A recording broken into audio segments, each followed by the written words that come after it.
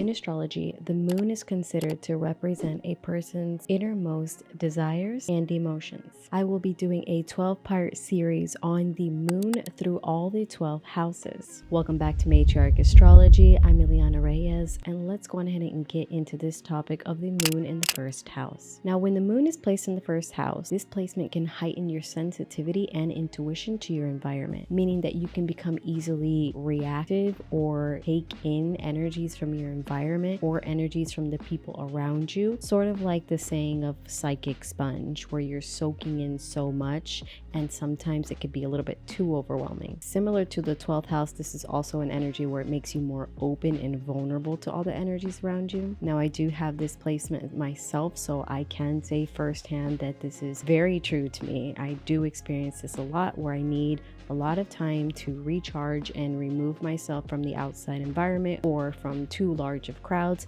just to really recharge my energy, almost like a reboot in a way. Those who have this placement may be highly empathic and sensitive to the emotions of others as well. And this can lead to them taking on the caretaker role or nurturer role in a relationship that they are in, because this is naturally opposing the 7th house, which is the house of partnerships and marriage relationships. Or it can go the other way around, where this person might want their partner to care for them in some way, shape, or form. It doesn't mean full-blown care, but they may want their partner to nurture their feelings, nurture their emotions, and aspects are really going to play an important role here. So in all of my videos, including this one, please take everything with a grain of salt, because it is hard to give a lot more information when we don't have access to any type of aspects in each person's individual charts. Also, if any other planets are in the first house conjuncting, or if it's in detriment, because also we don't know what sign the moon is in,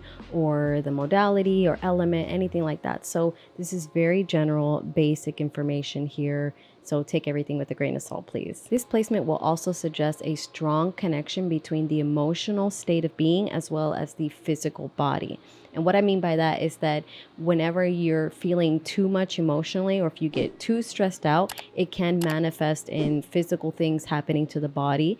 It could be as simple as just getting the flu or getting sick, getting a cough. Then that ends up manifesting within the body in one way or another. We're going to see also a person who desires emotional security and stability, which I feel, again, like everybody would want emotional security and stability. Since we're also dealing here with the 7th house as a natural opposing, then we could see it more here, especially when it comes to the relationships and an emotional and stable partner. And this is where we can see that they'll thrive in relationships with a partner that can provide that stability and security for them or with them. Now, this desire for emotional security may stem from a deep need for validation and reassurance. Now, it is going to be very important for these people to establish very healthy boundaries while also effectively communicating their needs to their partner in order to ensure a balanced and fulfilling relationship. And if you're not in a partnership, then this is healthy boundaries for yourself, and knowing when you are in a situation that's a little bit too much,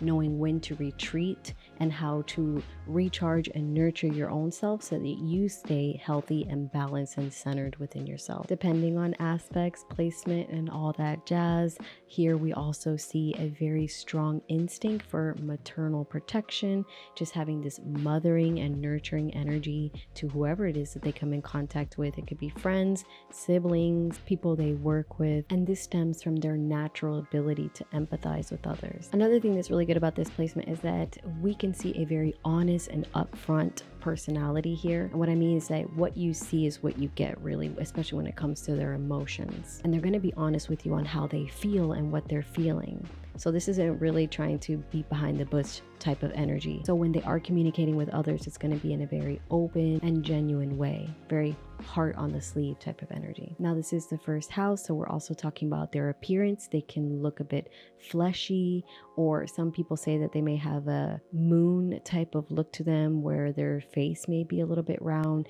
Now, I would say that would really depend on other aspects and the placement or the sign that's ruling the first to really get deeper into that, but that could be one manifestation. Now, since I have moon in the first, I don't really feel like my face is the moon or looking a bit, it could be fleshy. I don't really know. It's hard to tell when I'm looking at myself, but I don't have like a round moon-shaped face or like plump cheeks, but I don't know, you guys let me know what moon-like qualities I may have in my appearance. But again, that's why I really say that it really depends on a lot of other aspects and the sign ruling the first, or should I say the sign on the first. Here we're also going to see a strong need for emotional freedom and independence, and that again is kind of tying to that wearing your heart on the sleeve, where they know that they can freely express themselves and how they feel. Also, we can see this placement be a bit impulsive and reactive because the moon is constantly changing phases, as we all see in the night sky. So we can see here some fluctuation in moods. So if you have this placement, just know when to kind of retreat on your own so that you can stabilize yourself, or if you know somebody with this placement, allow them the space to gather themselves together and then come back and communicate with each other